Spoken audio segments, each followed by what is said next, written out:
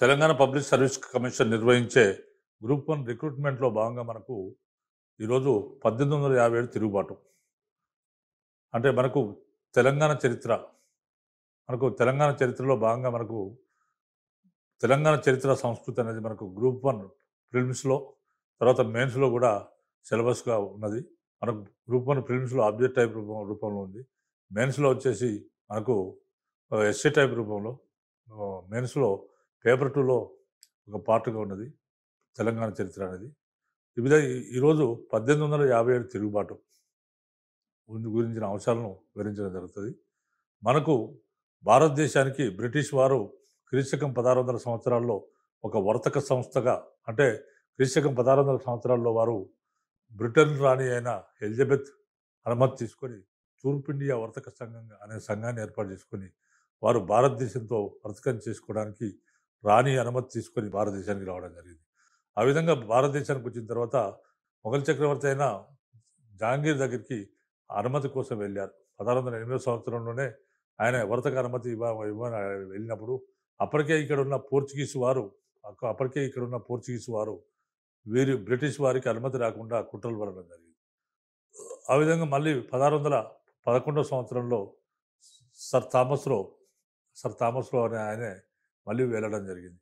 ఈ విధంగా వెళ్ళి అనుమతి తీసుకోవడం జరిగింది. ఈ విధంగా జహాంగీర్ వారికి అనుమతి ఇచ్చాడు. అనుమతి ఇచ్చినప్పుడు సూరత్‌లో వారు ఫ్యాక్టరీ నిర్మించుకోవడం జరిగింది. ఈ విధంగా భారతదేశ వ్యాప్తంగా వాళ్ళు ఫ్యాక్టరీలు నిర్మించుకున్నారు. నిర్మించుకొని వాళ్ళు ఆర్థికంగా చాలా ఆర్థిక పరిపుష్టిని పొందారు. అయితే వీరికంటే ముందే పోర్చుగీస్ వారు ఫస్ట్ భారతదేశానికి వచ్చారు. తర్వాత డచ్ వారొచ్చారు. తర్వాత డెన్‌లొచ్చారు. తర్వాత బ్రిటిష్ వారొచ్చారు. తర్వాత ఫ్రెంచ్ వారొచ్చారు. ఇట్లా అందరూ వర్తకం చేసుకోవడానికి భారతదేశానికి రావడం జరిగింది. ఇక్కడ వర్తకం చేసుకోవడానికి ఇక్కడికొచ్చి తర్వాత ఆర్థిక పరిపుష్టి పొందిన తర్వాత వీరు స్వదేశీ పాలకుల యొక్క ఆ యొక్క అనైక్యతను, బలహీనతను ఆసరాగా తీసుకున్నారు బ్రిటిష్ వారు. అదేవిధంగా ఇతర యూరోపియన్ కంపెనీలతో కూడా వీళ్ళకి వర్తక పోటీ ఉండేది. అయితే ఈ విధంగా వర్తక పోటీలో భాగంగా వీరికి స్టార్టింగ్‌లో పోర్చుగీస్ వారికి వీరికి యుద్ధం జరిగింది. అదేవిధంగా ఫ్రెంచ్ వారితో కూడా యుద్ధం జరిగింది. ఈ ఫ్రెంచ్ వారికి బ్రిటిష్ వారికి జరిగిన వాళ్ళ మధ్య ఉన్న వైరమే కర్ణాటక యుద్ధాలకు దారితీసింది. కర్ణాటక యుద్ధాలు జరిగి చివరికి బ్రిటిష్ వారు ఫ్రెంచ్ వారిని భారతదేశాన్ని తరిమివేసి మొత్తం దక్షిణ భారతదేశాన్ని మొత్తం కూడా వాళ్ళు ఆక్రమించడం జరిగింది. అదేవిధంగా మిగిలిన పోర్చుగీస్ వారిని కూడా ఓడించారు. ఈ విధంగా పోర్చుగీస్ వారు, డచ్ వారు, ఫ్రెంచ్ వారు కేవలం కొన్ని ప్లేసులు, 1, 2 ప్లేసులకి పరిమితమైపోయారు భారతదేశంలో వారు. తర్వాత బ్రిటిష్ వాళ్ళు ఇట్లా పోరాటం చేస్తున్న క్రమంలో స్వదేశీ రాజుల అనైక్యతను, తర్వాత బలహీనతను ఆసరాగా తీసుకొని వీళ్ళేం చేశారంటే స్వదేశీ రాజుల వ్యవహారాల్లో తలదూర్చారు. రాజకీయాల్లో తలదూర్చారు. తలదూర్చి అనేక యుద్ధాలు చేశారు. ఆ విధంగా కర్ణాటక యుద్ధాలు చేసి కర్ణాటకలో కొంత ప్రాంతాన్ని, తర్వాత తెలుగు మాట్లాడే ప్రాంతాలను, కొన్ని ఆంధ్ర ప్రాంతాన్ని వీళ్ళు ఆక్రమించారు. అదేవిధంగా బక్సార్ యుద్ధాలు చేసి బెంగాల్ ప్రాంతాన్ని తమ ఆధీనంలో తీసుకున్నారు. బెంగాల్, బీహార్, ఒరిస్సా ప్రాంతాలను తమ ఆధీనంలోకి తీసుకున్నారు. అదేవిధంగా మహారాష్ట్ర ప్రాంతంలో మరాఠా యుద్ధాలు చేసి మహారాష్ట్ర ప్రాంతాన్ని ఆక్రమించుకున్నారు. అదేవిధంగా సిక్కు యుద్ధాలు చేసి పంజాబ్, హర్యానా ప్రాంతాన్ని ఆక్రమించుకున్నారు. అదేవిధంగా మైసూరు యుద్ధాలు చేసి మొత్తం కర్ణాటక మొత్తం కూడా కర్ణాటక, కేరళ ఆ ప్రాంతాలను కూడా వీళ్ళు స్వాధీనం చేసుకోవడం జరిగింది. ఈ విధంగా స్వాధీనం చేసుకున్న బ్రిటిష్ వారు తమ పరిపాలనా విధానాన్ని భారతదేశంలో ప్రవేశపెట్టారు. ప్రవేశపెట్టడం జరిగింది. పరిపాలనా విధానంలో వారు వారు భారతదేశాన్ని ఒక వలస దేశంగా మార్చి పారేసి భారతదేశంలో ఉన్న ముడి సరుకులను బ్రిటన్ తీసుకుపోవడం మొదలుపెట్టారు. అంటే భారతదేశాన్ని తీవ్రంగా దోచుకోవడం జరిగింది. ఆ విధంగా దాదాబాయి నౌరోజీ తన డ్రేన్ థియరీలో చెప్పడం జరిగింది. భారతదేశాన్ని బ్రిటిష్ వారు ఏ విధంగా దోచుకున్నారు అంటే, వీరు రాకముందు భారతదేశం ఆర్థికంగా పరిపుష్టిగా ఉండేది. కానీ వీరు వచ్చిన తర్వాత భారతదేశాన్ని దోచుకొని ఇక్కడ ధనాన్నంతా బ్రిటన్ తీసుకుపోవడం జరిగింది. అంటే ఫర్ ఎగ్జాంపుల్ బ్రిటన్‌లో 19వ శతాబ్దంలో పారిశ్రామిక విప్లవం వచ్చింది. పారిశ్రామిక విప్లవం వచ్చినప్పుడు పారిశ్రామిక విప్లవం ద్వారా అనేక అనేక యంత్రాలు కనుగొనబడ్డాయి. ఈ యంత్రాల మీద యంత్ర పరిశ్రమలు ఏర్పాటు చేయబడ్డాయి. ఈ విధంగా భారతదేశం నుంచి ముడి సరుకులు తీసుకుపోయి అక్కడ యంత్ర పరిశ్రమల యంత్ర యంత్ర పరిశ్రమల మీద యంత్ర పరికరాల మీద వస్తువులు తయారు చేసి తిరిగి భారతీయులకే అమ్మేవారు. ఇటువంటి పద్ధతి బ్రిటిష్ వారు పెట్టడం జరిగింది. తర్వాత భారతదేశంలో ఏ దేశానికి ఎగుమతి చేయాలన్నా భారతదేశంలో ఫస్ట్ బ్రిటన్‌కే ఎగుమతి చేయాలి. బ్రిటన్ ద్వారానే అవి ఇతర దేశాలకు వెళ్ళాలి. ఇటువంటి పద్ధతులు వచ్చాయి. తర్వాత అదేవిధంగా ఈ పరిపాలనా విధానాలే కాకుండా ఆనాటి వారి విధానాల వల్ల కుటీర పరిశ్రమలు, తర్వాత చేతి వృత్తులు మొత్తం నాశనం అయిపోయాయి. చేతి వృత్తులు నాశనం అయిపోయి అందరు ప్రజలు వ్యవసాయం పైన ఆధారపడాల్సి వచ్చింది. వ్యవసాయంలో కూడా నీటిపారుదల సౌకర్యాలు లేక వారికి ఆనాటి రైతులు కరువు కాటకాలకు అనేక మంది చనిపోవడం జరిగింది. తర్వాత రైతులను పీడించి పన్నులు వసూలు చేశారు. రకరకాల కారణాల చేత బ్రిటిష్ వారి స్థితి ఎలా ఉంటుందంటే ప్రతి భారతదేశంలో ఏర్పాటు చేసిన పరిపాలన కానీ ఇతర రంగాలు కానీ వారి ఆర్థిక వ్యవస్థకు అనుకూలంగానే ఉంటాయి. ఆ పద్ధతులన్నీ వారి ఆర్థిక వ్యవస్థకు అనుకూలంగా ఉంటాయి. వారి ఆర్థిక వ్యవస్థకు అనుకూలంగానే ఆనాటి పరిపాలనా విధానాలను పద్ధతులను వాళ్ళు ప్రవేశపెట్టారు. తర్వాత వరకు భారతదేశంలో రైల్వే వ్యవస్థ పెట్టారు, టెలిగ్రాఫ్ పెట్టారు, టెలిఫోన్ పెట్టారు, తర్వాత పోస్టల్ పెట్టారు. అంటే ఇవన్నీ ఎందుకు పెట్టారంటే ఇక్కడ భారతదేశంలో దొరికే ముడి సరుకులను వారి రేవు ప్రాంతాలకు చేర్చడానికి రైల్వేస్ పెట్టారు. రైల్వేస్ ఇక్కడ పెడితే రైల్వేస్ చేరుస్తాయి. రేవు ప్రాంతాలకు చేర్చినప్పుడు ఓడల్లో బ్రిటన్ తీసుకుపోవడానికి వాళ్ళకి ఫెసిలిటీ ఉంటుంది కాబట్టి వాళ్ళు రైల్వేస్ ప్రవేశపెట్టడం జరిగింది. ఈ విధంగా రకరకాల ప్రవేశపెట్టారు. ఈ విధంగా ప్రవేశపెట్టినప్పుడు వారి పరిపాలనా విధానాలు, తర్వాత వారు క్రైస్తవ మిషనరీలు భారతదేశానికి వచ్చారు. క్రైస్తవ మిషనరీలు భారతదేశానికి వచ్చి ఇక్కడ మత ప్రచారం చేయడమే కాకుండా తర్వాత బ్రిటిష్ వారు ఏమన్నారంటే మీ హిందూ మతం చాలా దారుణమైనది, కుల వ్యవస్థ ఉంది, అందులో అనేక సాంఘిక దురాచారాలు ఉన్నాయి. మీరు మా పరిపాలనను ఏ విధంగా అంగీకరించారో మా మతాన్ని కూడా మీరు అంగీకరించండి, మీరు ఆధునికులైపోతారు అది అని చెప్పేసి అనేక విధాల ప్రచారం చేయడం జరిగింది. అటువంటి పరిస్థితి ఆ రోజుల్లో వచ్చింది.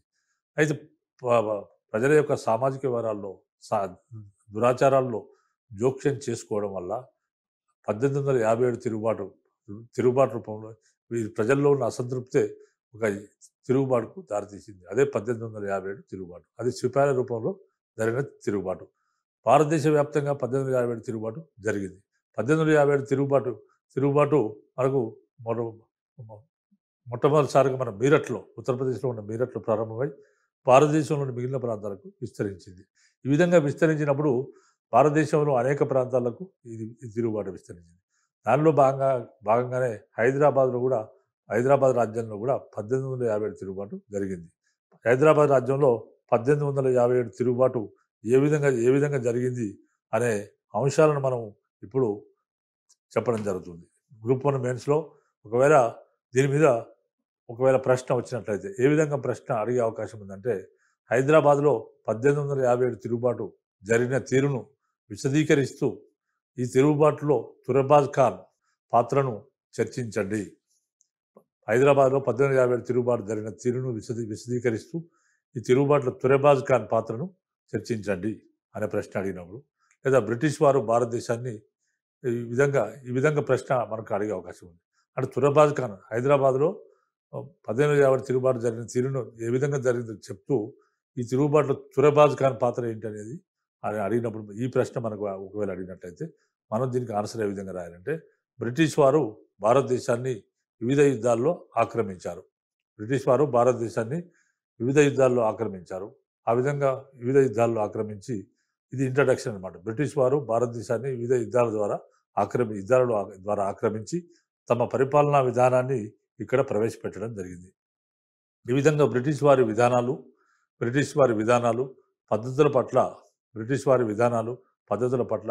భారతీయుల్లో తీవ్ర అసంతృప్తి ఏర్పడింది. వారి అసంతృప్తి 1857 సిపాయిల తిరుగుబాటు రూపంగా బహిర్గతమైంది.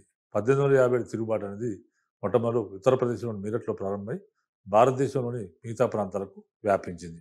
ఈ విధంగా మనం ఇంట్రడక్షన్ ఇవ్వచ్చు. హైదరాబాద్లో తిరుగుబాటు ప్రారంభం. మనము హైదరాబాద్లో క్రీశకం 1800 సంవత్సరాల్లో నిజాం అలీ ఖాన్, మరి హైదరాబాద్ నేపథ్యం ఏంది, హైదరాబాద్ ఎందుకు తిరుగుబాటు జరిగింది? ఎందుకంటే హైదరాబాద్లో 1724 సంవత్సరంలో నిజాముల్ ముల్క్ హైదరాబాద్ రాజ్యాన్ని ఏర్పాటు చేశాడు. హైదరాబాద్ రాజ్యాన్ని స్థాపించాడు. ఆయన ముందు దక్కన్ సుబేదార్గా ఉండేవాడు. దక్కన్ సుబేదార్గా ఉండి హైదరాబాద్ రాజ్యాన్ని ఆయన స్థాపించడం జరిగింది. ఫస్ట్ మొఘళ్ళ కింద దక్కన్ సుబేదార్గా ఉండేవాడు. ఆయన క్రీశకం 1724 సంవత్సరంలో హైదరాబాద్ రాజ్యాన్ని స్థాపించడం జరిగింది. ఆ విధంగా హైదరాబాద్ రాజ్యాన్ని స్థాపించిన నిజాముల్ ముల్క్ అసలు పేరు మీర్ కమరుద్దీన్. ఆయనకు చిన్కిలిచ్ ఖాన్, ఫతేహ్ జంగ్ అనే బిరుదులు కూడా నిజాముల్ ముల్క్, చిన్కిలిచ్ ఖాన్, ఫతేహ్ జంగ్, తర్వాత నిజాముల్ ముల్క్ కూడా ఒక బిరుదే. ఈ బిరుదులు ఉన్నాయి. ఈ విధంగా నిజాముల్ ముల్క్ వీరి కాలంలో మనకు నిజాముల్ ముల్క్ తర్వాత అనంతరం ఆయన కుమారుడైన నిజాం అలీ ఖాన్ హైదరాబాద్ రాజ్యాన్ని పరిపాలించాడు. ఈ విధంగా హైదరాబాదు రాజ్యాన్ని ఆయన పరిపాలిస్తున్న క్రమంలో ఆనాటి బ్రిటిష్ భారత గవర్నర్ జనరల్ అయిన వెల్లస్లీ అనేవాడు సైన్య సహకార పద్ధతిని ఆయన ప్రవేశపెట్టడం జరిగింది. ఆయన ఏం చెప్పాడంటే, సైన్య సహకార పద్ధతిని ఎవరైతే భారతీయ పాలకులు సైన్య సహకార ఒప్పందంపై సంతకం చేస్తారో వారిని ఎల్లవేళలా బ్రిటిష్ వారు వారి రాజ్యాన్ని వారిని ఎల్లవేళలా కాపాడుతారు అని చెప్పడం జరిగింది. ఆ విధంగా కాపాడుతారని చెప్పినప్పుడు మనకు నిజాం అలీ ఖాన్కు మరాఠా వారితో కొంత భయం ఉండేది. దాంతో నిజాం అలీ ఖాన్ ఏం చేశాడంటే, ఇమీడియట్గా 1798 సంవత్సరంలో బ్రిటిష్ వారితో సైన్య సహకార ఒప్పందం చేసుకోవడం జరిగింది. ఈ విధంగా బ్రిటిష్ వారితో సైన్య సహకార ఒప్పందం చేసుకున్న మొట్టమొదటి భారతీయ పాలకుడు ఎవరంటే నిజాం అలీ ఖాన్. ఇది ఒక ఆబ్జెక్ట్ టైప్ క్వశ్చన్, గతంలో చాలాసార్లు అడిగారు. మొట్టమొదటిసారిగా సైన్య సహకార ఒప్పందం చేసుకున్న మొట్టమొదటి భారతీయ పాలకుడు ఎవరంటే నిజాం అలీ ఖాన్. దీని ఆన్సర్.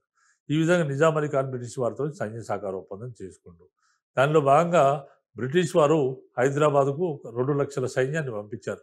2 లక్షల సైన్యాన్ని పంపించారు. ఎందుకు సైన్యాన్ని పంపించారంటే, నిజాం రాజ్య రక్షణ కొరకు బ్రిటిష్ వారు 2 లక్షల సైన్యాన్ని హైదరాబాద్ పంపడం జరిగింది. ఈ విధంగా హైదరాబాద్ పంపిస్తే దాని పోషణకు గాను నిజాం మనకు రాయలసీమ జిల్లాలైన కడప, కర్నూలు, అనంతపురం, బళ్ళారి జిల్లాలను బ్రిటిష్ వారికి దారదత్తం చేయడం జరిగింది. ఆ విధంగా మీ సైన్యానికి నా దగ్గర డబ్బు లేదు కాబట్టి ఈ ప్రాంతాన్ని ఇస్తున్నాను ఇవ్వడం జరిగింది. అదేవిధంగా బ్రిటిష్ రెసిడెంట్ ఒకరు హైదరాబాద్లో పంపించడం జరిగింది. ఈ విధంగా బ్రిటిష్ రెసిడెంట్ సలహాల మేరకే విదేశీ వ్యవహారాలు నిజాం చూసుకోవాలి. విదేశీ వ్యవహారాల్లో బ్రిటిష్ రెసిడెంట్ సలహాల మేరకే నడుచుకోవాలి. స్వదేశీ వ్యవహారాలు, అంతరంగ వ్యవహారాలు వాళ్ళు జోక్యం చేసుకోవాలి. ఇది సైన్య సహకార ఒప్పందం యొక్క ఒక పద్ధతి.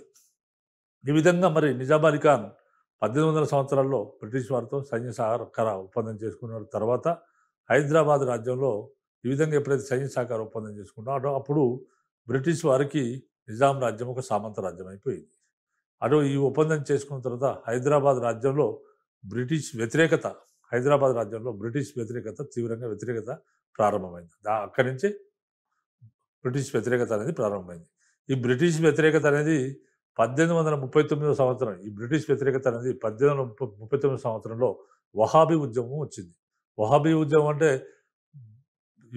ముస్లింలను సంస్కరించాలనే ఉద్దేశంతో 1839 సంవత్సరంలో వహాబీ ఉద్యమం వచ్చింది. అది హైదరాబాద్ కూడా విస్తరించింది.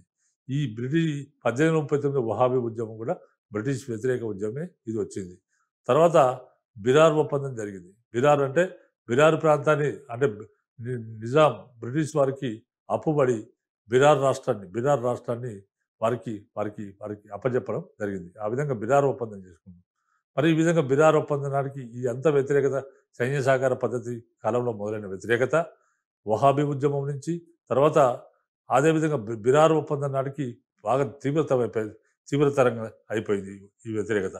తర్వాత ఈ విధంగా వ్యతిరేకత వ్యక్తం కావడం వల్ల, ప్రజల్లో వ్యతిరేకత ఉండడం వల్లనే హైదరాబాద్లో 1850 తిరుగుబాటు వచ్చింది.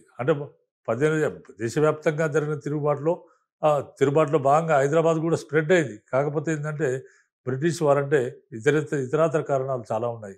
ఆ కారణాల వల్ల ప్రజల్లో వ్యతిరేకత ఉంది కాబట్టి ఉద్యమం తీవ్రంగా స్పీడ్‌గా స్ప్రెడ్ కావడానికి ఇక్కడ అవకాశం ఏర్పడింది. తర్వాత ఈ విధంగా మరి 1857 తిరుగుబాటు కాలంలో హైదరాబాద్‌లో ఏం జరిగిందంటే, హైదరాబాద్ నగరంలో మసీదు గోడలపైన, ఆ రచ్చల యందు ప్రకటనలు, పోస్టర్‌లు వెలిశాయి. పోస్టర్‌లు ఏందంటే హైదరాబాద్ నగరంలోని మసీదుల ఆహ్, గోడలపైన, రచ్చల యందు ప్రకటనలు, పోస్టర్‌లు ఆహ్, అంటించారు. అది బ్రిటిష్ వారికి వ్యతిరేకంగా తిరుగుబాటు చేయమని ఈ పోస్టర్‌లు గూడా ఇవన్నీ గూడా ఈ ప్రకటనలు, పోస్టర్‌లన్నీ గూడా బ్రిటిష్ వారికి వ్యతిరేకంగా తిరుగుబాటు చేయమని ప్రబోధించడం ప్రబోధించాయి.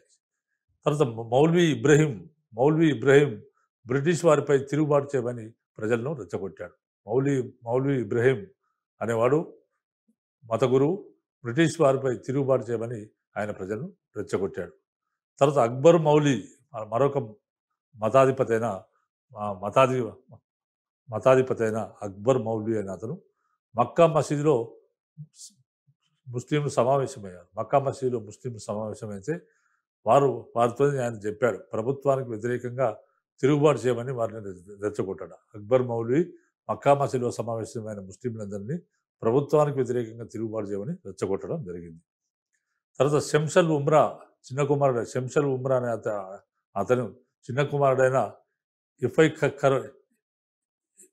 ఇఫై కరుల్ ముల్క్ ఇఫై క ఇఫై కరుల్ ముల్క్ హైదరాబాద్‌లో హైదరాబాద్‌లో బ్రిటిష్ వ్యతిరేక ఉద్యమాన్ని లేవదీసినాడని అప్పటి రెసిడెంట్ కల్నల్ డేవిడ్సన్ రిపోర్ట్ చేయడం జరిగింది. అప్పటి రెసిడెంట్ కల్నల్ డేవిడ్సన్ రిపోర్ట్ చేశాడు. అంటే అలాంటి బ్రిటిష్ రెసిడెంట్ మరి ఈ ఈ ఉద్యమానికి ఎవరు కారకుడు అంటే శంషల్ ఉమ్రా చిన్న కుమారుడైన ఇఫ్తెఖారుల్ ముల్క్ అనేవాడు హైదరాబాద్‌లో 1857 తిరుగుబాటు జరగడానికి వాడే ప్రధాన కారకుడని, తర్వాత బ్రిటిష్ వ్యతిరేక ఉద్యమాన్ని ఆయనే లేవదీశాడని, హైదరాబాద్‌లో బ్రిటిష్ వ్యతిరేక ఉద్యమాన్ని ఆయన లేవదీశాడని చెప్పేసి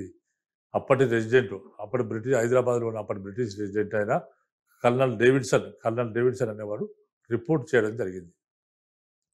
సికింద్రాబాద్‌లోని సైనికులు ఆయుధాలతో నగర వీధుల్లో తిరిగారు. సికింద్రాబాద్‌లోని సైనికులు తమ ఆయుధాలను తీసుకొని నగర నగరంలో తిరిగారు.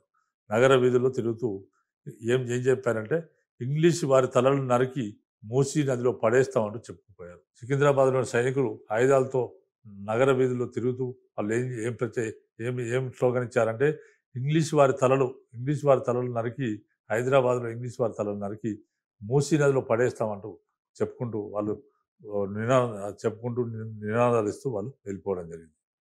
తర్వాత ఇటువంటి పరిస్థితుల్లో మనకు ఔరంగాబాద్‌లో తిరుగుబాటు జరిగింది.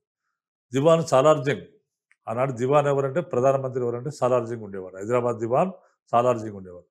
ఆయనే హైదరాబాద్ దివాన్ అయిన సాలార్ జంగ్ బ్రిటిష్ వారి సహాయార్థం బ్రిటిష్ వారికి సహాయం చేసే ఉద్దేశంతో ఆనాటి దివాన్ అయిన సాలార్ జంగ్, ప్రధానమంత్రి అయిన సాలార్ జంగ్, హైదరాబాద్ దివాన్ లేదా ప్రధానమంత్రి అయిన సాలార్ జంగ్ బ్రిటిష్ వారికి సహాయం చేసే ఉద్దేశంతో హైదరాబాద్ కాంటింజెంట్‌కి చెందిన 2 అశ్విక దళాలను ఉత్తర భారతదేశానికి పంపించాడు. అంటే ఈ అశ్విక దళాలను ఎందుకు పంపించాడంటే, బ్రిటిష్ వారికి తిరుగుబాటుని అప్పుడే బ్రిటిష్ వారు అణుస్తున్నారు. ఈ తిరుగుబాటు క్రమంలో బ్రిటిష్ వారికి సహాయంగా ఉంటుంది. ఈ బ్రిటిష్ వారు తిరుగుబాటుని అణచడంలో ఈ సైన్యం సహాయంగా ఉంటుందని చెప్పేసి ఆనాటి దివాన్ అంటే ప్రధానమంత్రి అయిన సాలార్ జంగ్ బ్రిటిష్ వారి సహాయార్థము హైదరాబాద్ కాంటింజెంట్‌కి చెందిన 2 అశ్విక దళాలను ఉత్తర భారతదేశానికి పంపడం జరిగింది. తర్వాత జమేదార్ అమీర్ ఖాన్, డఫేదార్ మీర్ ఫైదా అలీ అనే వారి నాయకత్వంలో జమేదార్ అమీర్ ఖాన్, తర్వాత డఫేదార్ మీర్ ఫైదా అలీ అనే వారి నాయకత్వంలో ఈ 2 దళాలు ఔరంగాబాద్ సమీపంలో ఎదురు తిరుగుబాటు చేయడం జరిగింది. అంటే ఈ సైన్యాలు హైదరాబాద్ నుంచి పంపించిండు. అవి ఆల్రెడీ ఔరంగాబాద్ పోయినాయి. ఔరంగాబాద్ దగ్గర ఈ జమేదార్ అమీర్ ఖాన్ అనేవాడు, డఫేదార్ మీర్ ఫైదా అలీ అనేవాడు. జమేదార్ అమీర్ ఖాన్ అనేవాడు, డఫేదార్ మీర్ ఫైదా అలీ అనేవాడు అనే ఇద్దరు కూడా వారి నాయకత్వంలో 2 దళాలు అశ్విక దళాలు కూడా ఔరంగాబాద్ సమీపంలో తిరుగుబాటు చేశాయి. ప్రభుత్వానికి ఎదురు తిరిగి తిరుగుబాటు చేయడం జరిగింది. తర్వాత మీర్ ఫైదా అలీ అనే అతను అనే కమాండర్ మీ మీర్ ఫైదా అలీ అనే అతను సైనిక ఆహ్, ఆయనకి కెప్టెన్ మీర్ ఫైదా అలీ అనే అతను కెప్టెన్ అబ్బాట్ అంటే బ్రిటిష్ వాడు ఆయన కెప్టెన్ అబ్బాట్ అనే బ్రిటిష్ అధికారిని కాల్చి చంపడానికి ప్రయత్నించి విఫలమయ్యాడు. కాల్చి చంపడానికి. అయితే ఆయన ఫైరింగ్ చేశాడు గానీ ఆయనకు తగలలేదు. అబ్బాట్ అలీకి తగలలేదు. కెప్టెన్ అబ్బాట్‌కు అది తగలలేదు. ఆ గుండు తగలలేదు. మిస్‌ఫైర్ అయిపోయింది. ఆ విధంగా కాల్చి చంపడానికి ప్రయత్నించి విఫలమయ్యాడు. ఆ విధంగా మరి మీర్ ఫైదా అలీని బ్రిటిష్ వారు ఒ వాళ్ళు వీళ్ళు మీర్ ఫైదా అలీని పట్టుకొని ఉరి తీయడం జరిగింది. తర్వాత అమీర్ ఖాన్ ఇతర సైనికులు శిక్షలకు గురయ్యారు. అమీర్ ఖాన్ మరియు ఇతర సైనికులు ఇక్కడ బ్రిటిష్ వారు అలా వివిధ శిక్షలు వేయడం జరిగింది. దీంతో ఔరంగాబాద్ తిరుగుబాటు ఆగిపోయింది. దీంతో ఔరంగాబాద్‌లో తిరుగుబాటు ఆగిపోయింది. తర్వాత మరొక జమేదార్ అయిన చీదా ఖాన్ నాయకత్వంలో కౌండు అశ్వికులు కౌండు అశ్వికులు ఆంగ్లేయులను ముప్పు తిప్పలు పెట్టడం జరిగింది. మరొక జమేదార్ చీదా ఖాన్ నాయకత్వంలో ఔరంగాబాద్‌లో కౌండు అశ్విక దళము వారు ఆంగ్లేయులను ముప్పు తిప్పలు పెట్టారు. చీదా ఖాన్ హైదరాబాద్‌లో ఈ విధంగా ఔరంగాబాద్‌లో ఆయన అలజడి సృష్టించాడు. అదేవిధంగా చీదా ఖాన్ హైదరాబాద్‌లో అలజడి రేపాలనే ఉద్దేశ్యంతో చీదా ఖాన్ ఏం చేశాడు? ఔరంగాబాద్‌లో లేపాము. హైదరాబాద్‌లో కూడా అలజడి రేపాలనే ఉద్దేశ్యంతో హైదరాబాద్ నగరానికి ఆయన వచ్చాడు. ఆ విధంగా వచ్చినప్పుడు సాలార్జంగ్ ముందే విషయం తెలిసి నాంపల్లిలో రైల్లో వస్తున్నాడు. ఆయన రైల్లో వచ్చేటప్పుడు నాంపల్లిలోనే పోయి సైన్యాన్ని తీసుకెళ్ళి ఆయన్ని అరెస్ట్ చేయడం జరిగింది. ఆయనను బంధించడం జరిగింది. సాలార్జంగ్ అతన్ని చీదా ఖాన్‌ను బంధించడం జరిగింది. అది ఎప్పుడు జరిగింది? 1857 సంవత్సరం జూలై 17వ తేదీన ఈ విధంగా ఈ విధంగా 16వ తేదీన ఈయనను అరెస్ట్ చేయడం జరిగింది. తర్వాత సాలార్జంగ్ ఏం చేశాడు? 16వ తారీఖున అరెస్ట్ చేసి అతన్ని బంధించి 1857 సంవత్సరం జూలై 17వ తేదీన ఆ యొక్క చీదా ఖాన్‌ను ఆనాడు బ్రిటిష్ రెసిడెంట్‌కు అప్పగించడం జరిగింది. వెంటనే మక్కా మసీదులో ఈ విధంగా చీదా ఖాన్‌ను బంధించారు, ఆళ్ళు లోపటేశారనే విషయాన్ని తెలుసుకొని వెంటనే మక్కా మసీదులో పెద్ద సభ జరిగింది. సభ జరిగి బ్రిటిష్ వ్యతిరేక ఉపన్యాసాలు ఇచ్చారు. బ్రిటిష్ వ్యతిరేక ఉపన్యాసాలు ఈ సభలో ఇవ్వడం జరిగింది. వెంటనే వీళ్ళు ఏం చేశారంటే చీదా ఖాన్‌ను విడుదల చేయుటకు నలుగురు మౌలీలను నిజాం దగ్గరికి పంపుటకు తీర్మానించారు. చీదా ఖాన్‌ను విడుదల చేయాలి. మరి చీదా ఖాన్‌ను సాలార్జంగ్ బంధించి బ్రిటిష్ రెసిడెంట్‌కి అప్పజెప్పాడు కాబట్టి చీదా ఖాన్‌ను విడుదల చేయించాలి. చీదా ఖాన్‌ని విడుదల చేయించాలంటే చీదా ఖాన్‌ని విడుదల చేయడానికి నలుగురు మౌలీలను, నలుగురు అంటే మతాధికారులను, నలుగురు మౌలీలను నిజాం దగ్గరికి పంపించడానికి ఇక్కడ వీళ్ళు తీర్మానించడం జరిగింది. ఒకవేళ చీదా ఖాన్‌ను విడుదల చేయడానికి నిజాం అంగీకరించకపోతే రెసిడెన్సీపై దాడి చేయడానికి వాళ్ళు తీర్మానించారు. హైదరాబాద్‌లో ఉన్న బ్రిటిష్ రెసిడెన్సీపై దాడి చేయడానికి వాళ్ళు తీర్మానం కూడా చేసుకోవడం జరిగింది. అయితే నిజాం ఒప్పుకోలేదు. ఈ విధంగా చీదా ఖాన్ ఇవ్వడానికి విడుదల చేయడానికి సాలార్జంగ్ నిజాం గాని ఒప్పుకోలేదు. ఫలితంగా ఏం జరిగిందంటే తురబాజ్ ఖాన్ రోహిల్లా రోహిల్లా జమేదార్ అయిన తురబాజ్ ఖాన్ అనేవాడు బ్రిటిష్ రెసిడెన్సీ పైన దాడి కోసం ప్రయత్నించారు. అయితే తురబాజ్ ఖాన్ ఈ విధంగా రెసిడెన్సీపై మరి చీదా ఖాన్ అనేవాడు ఔరంగాబాద్‌లో తిరుగుబాటు చేసి హైదరాబాద్‌కి రావడం జరిగింది. హైదరాబాద్‌లో కూడా అలజడి రేపాలనే ఉద్దేశంతోని హైదరాబాద్‌కు వచ్చాడు. హైదరాబాద్‌కు వచ్చినప్పుడు ఆయనను నాంపల్ రైల్వే స్టేషన్‌లో సాలార్జంగ్ బంధించడం జరిగింది. బంధించి మరుసటి రోజు 17వ తేదీ 17 జూలై నాడు 17 జూలై 1857 నాడు ఆయనను తీసుకుపోయి మన బ్రిటిష్ రెసిడెంట్‌కి అప్పగించాడు. ఆ విధంగా మక్కా మసీదులో ఈ విధంగా చీదా ఖాన్ బంధించాలంటే మక్కా మసీదులో పెద్ద మీటింగ్ జరిగింది. ఈ సభలో మీటింగ్‌లో ఏమన్నా అంటే బ్రిటిష్ వ్యతిరేక ఉపన్యాసాలు ఇచ్చారు. చీదా ఖాన్‌ని విడుదల చేయించాలని ఒక తీర్మానం కూడా చేశారు. చీదా ఖాన్‌ని విడుదల చేయాలంటే ఏం చేయాలంటే నిజాం దగ్గరికి పంపియాలంటారు. నిజాం దగ్గరికి పంపాలని అనుకుంటారు. ఇక్కడేంటంటే ఈనాటి నిజాం అయిన అఫ్జలుద్దౌలా ఈనాటి నిజాం అయిన అఫ్జలుద్దౌలా ఆయన యొక్క ప్రధానమంత్రి అయిన సాలార్జంగ్ ఆయన ప్రధానమంత్రి అయిన సాలార్జంగ్ ఇద్దరు కూడా బ్రిటిష్ వారికే సాయం చేశారు. 1857 తిరుగుబాటును అణచడంలో బ్రిటిష్ వారికి వీళ్ళు రకరకాల సాయం చేశారు. ఆ విధంగా బ్రిటిష్ అనుకూల విధానంలో సాలార్జంగ్ బ్రిటిష్ వారికి అనుకూలం కాబట్టే చీదా ఖాన్‌ను నాంపల్లి రైల్వే స్టేషన్‌కి వెళ్లి బంధించడం జరిగింది. చీదా ఖాన్‌ను నాంపల్లి రైల్వే స్టేషన్‌కి వెళ్లి బంధించడం జరిగింది. ఆ విధంగా చీదా ఖాన్‌ను బంధించి బ్రిటిష్ రెసిడెంట్‌కి అప్పగించడం జరిగింది. అంటే మొత్తం ఉద్యమంలో కూడా సాలార్ జంగ్ అయినా ఆయన ఆనాటి ప్రధానమంత్రి సాలార్ జంగ్ అయినా ఆనాటి రాజైన అఫ్జలుద్దౌలా అయినా కానీ ఇద్దరు కూడా బ్రిటిష్ వారికి అనేక రకరకాలుగా తిరుగుబాటు నడచడంలో సహాయం చేయడం జరిగింది.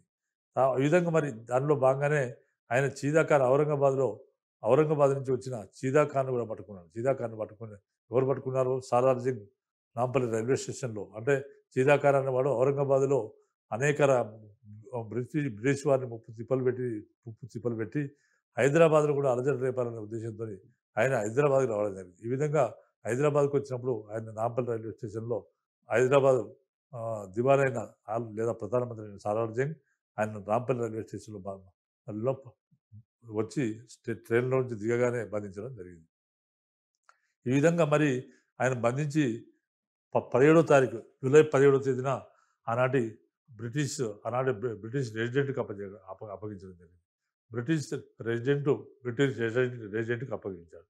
అందులో బ్రిటిష్ రెసిడెంట్ ఏం చేశాడంటే ఆయన బ్రిటిష్ రెసిడెంట్ దగ్గర తీసుకెళ్ళాడు. ఆ విధంగా చీదా ఖాన్ను ఎప్పుడైతే అరెస్ట్ చేశారో మక్కా మసీదులో పెద్ద సభ జరిగింది. ఈ విధంగా చీదా ఖాన్ అరెస్ట్ చేశారంట. కాబట్టి ఆ మక్కా మసీద్ సభలో బ్రిటిష్ వ్యతిరేక ఉపన్యాసాలు జరిగాయి. కాబట్టి చీదా ఖాన్ను మరి విడుదల చేయించాలి. మరి చీదా ఖాన్ విడుదల చేయడం కానీ ఇప్పుడు నిజాం అయితేనే విడుదల చేయించగలరు, ఎవరు చేయించలేరు. చీదా ఖాన్ను విడుదల చేయడానికి మౌల్వీలు అంటే నలుగురు మతాధికారులను నిజాం దగ్గరికి పంపించడానికి తీర్మానించడం జరిగింది. ఒకవేళ నిజాం ఈ చీదా ఖాన్ను విడుదల చేయడానికి అంగీకరించకపోతే బ్రిటిష్ రెసిడెన్సీపై దాడి చేస్తామని కూడా వారు తీర్మానించడం జరిగింది. సో ఈ విధంగా మనకు 1857 తిరుగుబాటు గురించిన స్వభావం గురించిన అంశాలు, తొరెబాజ్ ఖాన్ పాత్ర గురించి నెక్స్ట్ ఎపిసోడ్లో చెప్పడం జరుగుతుంది.